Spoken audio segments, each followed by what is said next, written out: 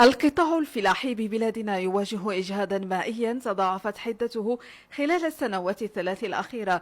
إجهاد مائي أثر بشكل ملموس على الزراعة الخريفية كالحبوب والقطان وعلى الغطاء النباتي للمراعي ومعدل ملء السدود.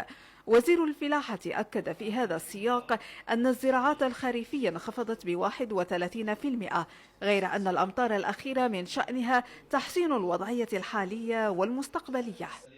وزير الفلاحة أوضح في هذا الصدد أن التساقطات الأخيرة كان لها أثر إيجابي على الزراعات الربيعية، ما سيمنح المنتجين والفلاحين فرصة لاستدراك المساحات المتضررة عند بداية الموسم، ولا سيما الفلاحين الصغار. فهذا الدعم هو مستمر وغادي يكون مستمر في هذه الشهور الجايه. كان عندنا حمايه الثروه الحيوانيه ودعم سلاسل الانتاج الحيواني بواحد الغلاف مالي ديال 5 مليار ديال الدرهم، فيه دعم الاعلاف الشعير والاعلاف المركبه والموجهه للاغنام والابقار والماعز والابل والدواجن، كذلك توريد الماشيه عبر انشاء وتهيئات نقاط الماء. البرامج الحكوميه ما كتلمس الواقع ديال الفلاح الصغير والمعيشي ديالو، نظرا لمجموعه ديال الاكراهات اللي كاينه عند الفلاح الصغير، الغلاء كذا الى اخره، رغم الدعم اللي الان الحكومه كتبادر انه تديروا، ولكن هو غير كافي.